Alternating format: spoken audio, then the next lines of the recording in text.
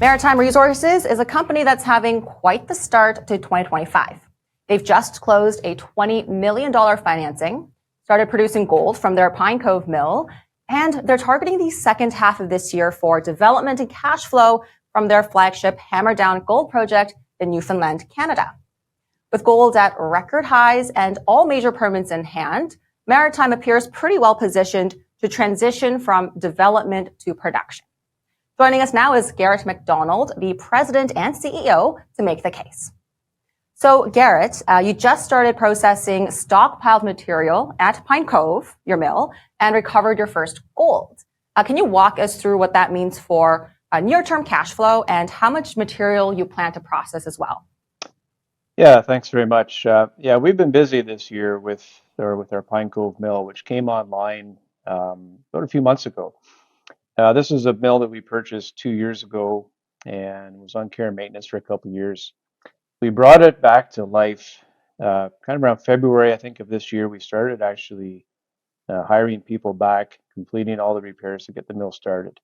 So it's been running for the last few months, and we've been processing stockpiles, pouring gold, which is really exciting for us, and getting the mill prepared and commissioned for what we think is the main event, which is our Hammerdown Project coming into production later this year.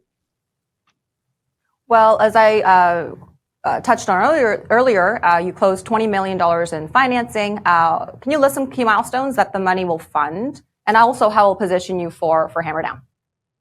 Yeah, the $20 million that we just raised was a really big milestone for this company. It allows us to move ahead with the construction of the Hammerdown Project. And that money will be used to do a couple of things. One, we wanted to do some upgrades to our Pine Cove mill to make sure that we can maximize gold recoveries through that plant for Hammerdown. So we bought some extra regrind equipment. We've got some material handling improvements to make it at the mill. And then at the mine site, it's going to be used for civil construction, getting roads prepared, power line and crushing plant, and mobilizing a contract crusher into the mine site to start opening up the ore body, getting it ready to go. And, for $20 million, that's a very low capital project. It's an unusual project that you don't see too often, with very high grade open pit resource and now an operating mill ready to receive the ore and all permits in place. And here we are at $3,300 US per ounce. So it's an exciting time for the company with this kind of project coming online soon, in that range of 35, maybe 45,000 ounces per year. This project will generate significant cash flow for the company. Well, the target is second half of 2025 for cash flow. Yeah. What do you see as the biggest execution risks between now and then? And how are we going to mitigate them? Yeah, we're lucky to have, a good team there. We've got good access to local labor, lots of skilled labor actually in Newfoundland, and good contractors. We've got everything that we need to pull this off. I guess the biggest risk perhaps could be kind of the short amount of time that we're trying to do it in. We are trying to upgrade a process plant and bring this mine online at the same time. So there's lots of work to do, and I think it's certainly possible. And our timing is to run through our stockpiles that we have to process at Pine Cove over the next couple of months, and then starting, say, in August, September, transition into Hammerdown. Okay. Earlier this year, we did a lot of grade control drilling, right? And that's something that's really important to do before you start mining. So it gives you that extra confidence that when the first year of mining happens, you know exactly where the ore is and how to maximize recoveries and value. And that was really successful. We had a lot of good results. You saw some of the press releases earlier this year. We drilled another 270 holes in a very small area and got some great results. So we're building that into the mine plan now, while at the same time doing the upgrades to the mill and starting some civil construction at site to get things ready. So there's a lot of moving parts, a lot of things happening, but the team's doing a great job there in Newfoundland getting this ready. Well, Newfoundland has a strong mining history, but some investors may worry about remote locations. How do you address concerns about infrastructure and operating costs that you'll develop over time? It is remote, and I guess that's the, yes and no. It doesn't seem like it is. We've got access to everything that you could need to build this kind of project. We have access to contractors and supplies, vendors, equipment, and the provincial government that's been very supportive. Our local communities are supportive. So we get a lot of stuff going for us that way. It doesn't seem like we're, on an island out in the ocean. It's a very modern mining camp. We have other companies and contractors are set up there. So and maybe it just takes perhaps a little bit longer to bring materials in. Sometimes everything has to come in over the water on a ferry. So you can plan for that. It's not too bad at all. They've been doing it there for many years. So this is, like I say, mining is well established. They've had a long history of mining in this area. And honestly, our project is not a mega project by any means. It's a small, high grade, high margin, gold project that's going to get into production very quickly. So I think we're in good shape. We've actually been very lucky to attract a lot of skilled labor already, all locals, which is nice. So we don't have a camp. We don't have to fly people in and out. That's a big advantage for us. Okay. Well, to close the interview, I think what's on my mind is beyond Hammerdown. You mentioned a robust asset base in your recent press release. Can you tell us what the longer term growth strategy is for Maritime?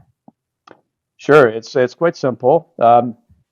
We want to get to 100,000 ounces a year of production with 1 million ounces of gold in reserves. That's the target. And we think we can do that for a couple of reasons. One, we own 2 process plants, which is kind of unheard of for a junior company. The one we have, Pine Cove, is now running, and we plan to use that for Hammerdown. The other one is sitting idle, and it was the original one built by Richmont 20 years ago, in very good condition. We've got some fantastic exploration, properties and opportunities ahead of us. So we see that long-term view getting to those targets of 100,000 ounces a year and 1 million ounces in reserves, starting with our Hammerdown project first, which is kicking off this year, reinvesting in exploration in a big way. It's something we haven't done enough of over the years for capital market constraints.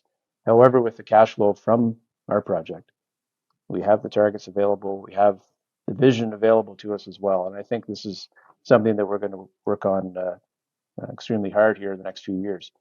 The execution this year is the focus of getting the mine up and running. But after that, it's wide open. And we can definitely get there, I think.